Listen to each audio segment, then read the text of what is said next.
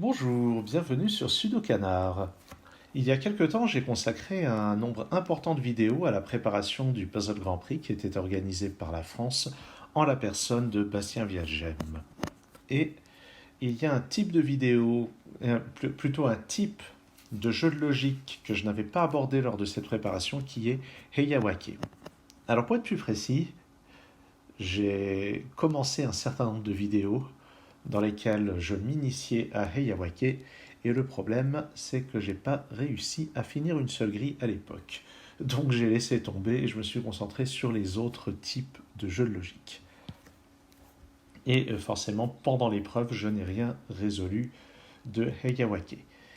Néanmoins, en reprenant la grille réputée la plus facile, par la suite, j'ai réussi à la résoudre. Donc je vais tenter de reproduire cet exploit en essayant, si possible, de ne pas trop prendre de temps, puisque c'est une grille qui rapportait seulement 24 points.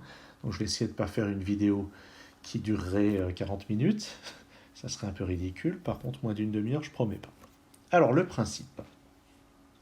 On a une grille dans laquelle on va noircir certaines cases. Pour ma part, noircir une case, je me contenterai de faire ça. Une croix, et puis je ferai ça pour indiquer qu'une case ne doit pas être noircie. Et la règle, c'est que les cases noires peuvent éventuellement se toucher par un coin, comme les canards, mais ne peuvent pas se toucher comme ceci, par un côté.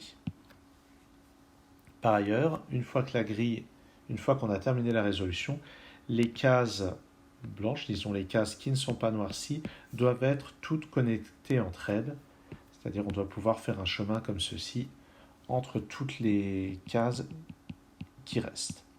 Et enfin, il y a un dernier aspect, c'est que quand on prend, non, il y a deux autres aspects, pardon. Il y a des numéros dans certaines régions, c'est le nombre de cases noires dans la région en question. Donc là-dedans, il n'y en aura pas. Là-dedans, dans cette énorme région, il y en aura deux. Et puis enfin, lorsqu'on prend les alignements de cases blanches, ça ne peut pas franchir plus d'une frontière. Donc là, par exemple, si je sais que ces cases restent vides, il est impossible que celle-ci soit vide, parce que là, on aurait un alignement de cases blanches qui franchit deux frontières. Et ça, c'est interdit. Voici donc les règles, et on va commencer assez simplement avec ce 0. Forcément, ces 5 cases sont blanches. Et puis ce 3, puisqu'il doit y avoir 3 cases noircies et qu'elles ne peuvent pas être côte à côte, ce sont forcément ces 3-là qui sont noircies. Celles-là ne le sont pas. Et puis, on peut déjà dire que ça, ce sont des cases blanches. Et puis, je peux blanchir cette case aussi, puisque sinon, si je mettais une case noire ici, on aurait des cases blanches déconnectées du reste. Et ça, c'est interdit. Ensuite, on a 2 cases noires dans cette région. Et on sait déjà qu'il n'y a pas celle-ci, et on sait qu'elles ne sont pas côte à côte. Donc c'est forcément comme ceci. On a des cases blanches à côté des cases noires, et là aussi, je mets une case blanche, là aussi, pour éviter de déconnecter des cases blanches du reste. Donc ça, c'est tout ce qui découle vraiment de manière immédiate de ces indices-là et des règles. Maintenant, on peut voir qu'ici et là, il y a des alignements il y a des alignements de cases blanches dans lesquels on a déjà franchi une frontière, donc on ne peut pas franchir une deuxième frontière. Donc ici, c'est une case noire. Je sens que je vais bien galérer pour faire des cases noires. Ensuite,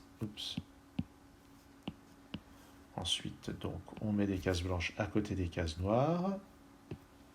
Ici encore, on constate qu'on a déjà franchi une frontière et qu'on menace d'en franchir une deuxième, donc on ne la franchit pas, on met une case noire ici, une case blanche à côté. Même chose à cet endroit. Et puis ici, pour éviter de déconnecter cette case, on va mettre une case blanche. Ici, on a franchi une frontière, il est impossible d'avoir une case blanche ici, ça franchirait une deuxième frontière. Je mets les cases blanches qui en découlent. Même chose de l'autre côté, ici je ne peux pas franchir cette frontière puisque j'ai déjà un alignement de cases blanches qui en franchit une. Donc case noire ici, et je mets les cases blanches qui s'en déduisent. Donc Donc tout ça, c'est vraiment de l'application extrêmement directe des règles. Maintenant, où est-ce qu'on va regarder? Eh bien, on voit qu'ici, il y a une case blanche, ici aussi. Il est impossible qu'ici, il y ait deux cases blanches, sinon, on franchirait deux frontières. Et là, je vais employer une notation que j'ai vue dans une vidéo de Ashish Kumar sur la chaîne Un Checklist Sudoku and Puzzles. C'était une vidéo très intéressante et qui donne des petits trucs, mais à l'issue de laquelle j'ai pas vraiment progressé.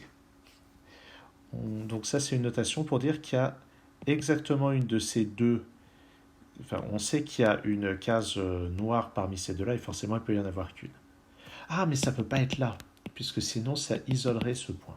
Ah, j'avais pas fait attention à ça. Encore la logique. Si on met une case noire ici, ça isole cette case blanche, donc c'est pas possible. Et par conséquent, ici, il doit y avoir une case noire pour éviter de franchir deux frontières. Ça, c'est donc une case blanche. Et ça, c'est une case blanche aussi pour éviter de déconnecter ce point. Ok. Ensuite, par ici, donc ici, il ne peut pas y avoir deux cases noires, il ne peut pas y avoir deux cases blanches, ici non plus, sinon ça franchirait deux frontières. Donc je vais utiliser cette notation suggérée par Ashish Kumar. Et là, est-ce qu'il y a quelque chose qu'on peut remarquer? Oui, on sait que dans toute cette grande région, il y a exactement deux cases noires. Et ici, il y en a une. Donc là-dedans, il y a au plus une case noire. Mais si je mettais une case blanche ici, ça forcerait ces deux-là à être noirs, et ce deux ne serait plus possible puisqu'on aurait déjà trois cases noires dans la région. Donc en fait, ici, la case noire est ici et les cases blanches sont là. Et maintenant, ici, je dois mettre une case blanche sous peine de déconnecter cette case-là.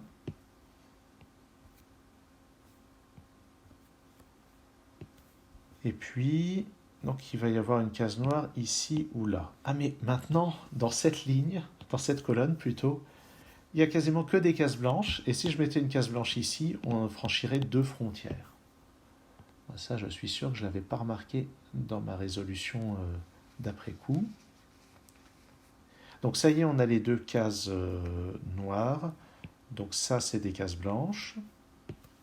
Et ici, pour éviter de franchir deux frontières, on va mettre une case noire. Et les cases blanches qui s'en déduisent. Deux cases blanches ici, ça met donc une case noire.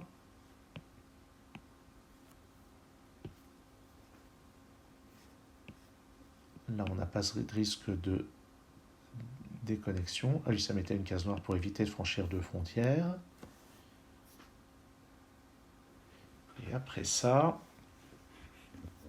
on ne pourra plus utiliser d'indice chiffré. Maintenant, il va falloir travailler complètement avec les deux contraintes qui sont de ne pas franchir plus de deux frontières et de ne pas déconnecter. En fait, ces trois contraintes. Et puis, ah bah tiens, ici, enfin, pour éviter de franchir deux frontières, il faut une case noire comme ça. Et là, on a un mur de cases noires, et pour éviter de déconnecter les cases blanches qui sont là, je suis obligé de mettre une case blanche ici. Pour éviter de franchir deux frontières, je dois mettre une case noire là. Je mets les cases blanches qui en découlent. Ici, pour ne pas franchir deux frontières, je mets ça. Et de nouveau, j'ai un risque de déconnexion si je mets une case noire ici. Donc je dois mettre une case blanche. Tiens, il faut que je mette celle-là aussi. Pour éviter de franchir deux frontières ici et là, je dois mettre des cases noires. On voit que ça se propage beaucoup. Et maintenant, pour éviter de déconnecter, je dois mettre une case blanche ici. Encore une fois, ici, pour éviter de franchir deux frontières, j'ai une case noire. Et maintenant, à cause de ce mur, une case noire ici ou là déconnecterait toutes les cases blanches ici du reste. Donc je dois mettre deux cases blanches ici pour éviter cette déconnexion. Ici, je ne peux pas mettre de case blanche, sinon je franchirai deux frontières. Donc c'est une case noire. Et je mets une case blanche ici et ici pour éviter de déconnecter. Donc maintenant, toute cette partie-là reste connectée. Ici, je dois mettre un blanc pour éviter de déconnecter aussi. Et qu'est-ce qu'on a à partir de là? Ici, il va y avoir forcément une case noire quelque part, sinon il y a deux frontières à franchir. Même chose ici, même chose là. Et qu'est-ce qu'on va déduire de ça?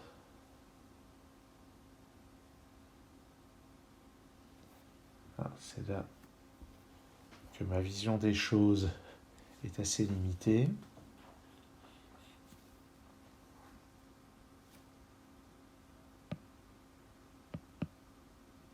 Est-ce que ici, ça serait un problème? Oui, si ici, je vais montrer, si ici je mets une case noire, ça va mettre ici une case blanche, donc une case noire, ici une case blanche, donc une case noire, donc une case blanche, donc une case noire.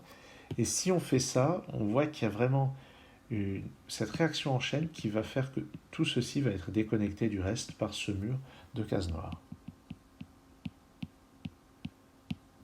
Donc je n'ai pas de case noire ici, ceci est une case blanche.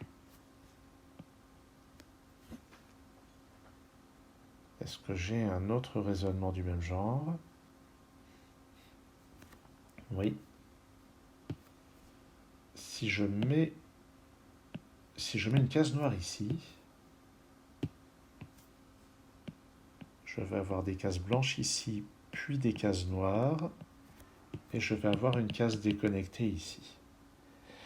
C'est pas très facile à voir, tous ces trucs-là, mais ça commence à venir.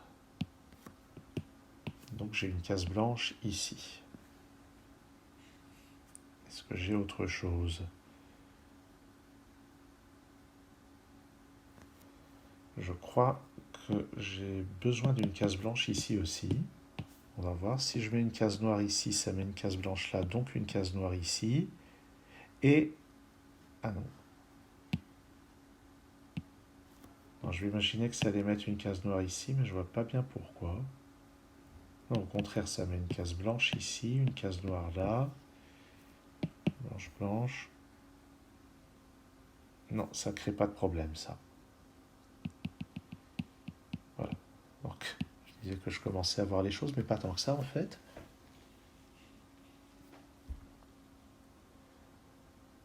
Où est-ce que je vais pouvoir appliquer de la logique à nouveau?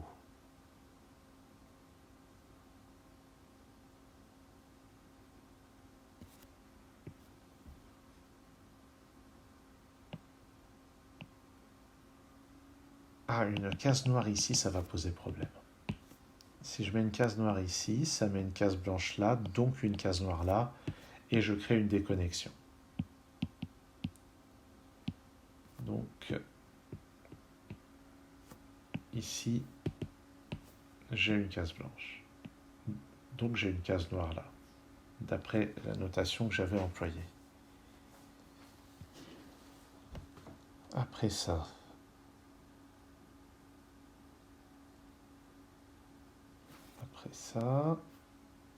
où est-ce qu'on va regarder? Ah, mais cette case blanche me dit qu'ici, je vais forcément avoir une case noire quelque part. Et forcément, si je mets une case noire ici, ça met une case blanche ici, donc une case noire là. Et ça déconnecte un point. Donc j'ai une case blanche ici, une case noire là. Et puis, il va sûrement y avoir quelque chose par là.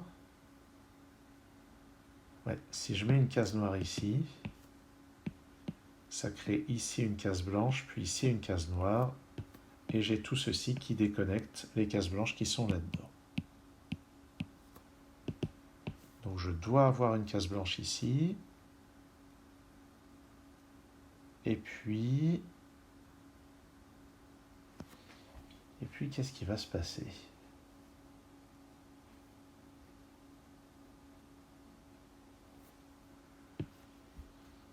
Il doit forcément y avoir une case noire quelque part là-dedans.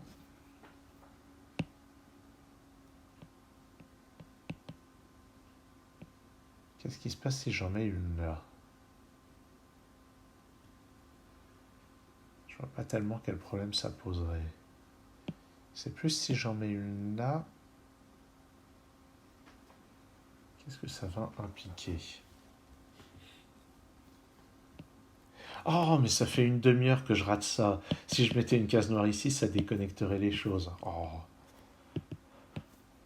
Donc ça, c'est forcément une case blanche. J'ai une case noire ici, pas là. Pas là parce que sinon ça déconnecterait cette case. Maintenant, je ne peux pas franchir deux frontières ici, donc j'ai une case noire ici. Donc une blanche ici, ça résout ça. Une blanche ici, une noire là. Et une blanche ici, car sinon ça déconnecterait cette case-là. Ok. Donc j'ai résolu ce problème en un quart d'heure, ce qui est beaucoup trop pour le nombre de points indiqués. Mais par rapport à ce que je faisais il y a une semaine sur ce genre de problème, c'est un progrès immense. Ok, même si j'ai mis beaucoup de temps à repérer ça, je suis véritablement en progrès. Bien, donc c'était vraiment un problème facile, hein. Il y a eu besoin de... Il n'y a pas eu besoin de beaucoup fouiller, même si j'ai peut-être fouillé inutilement en ne repérant pas des choses directes. En tout cas, j'espère que ça vous a intéressé. Merci d'avoir suivi cette vidéo et à très bientôt sur Sudokanar.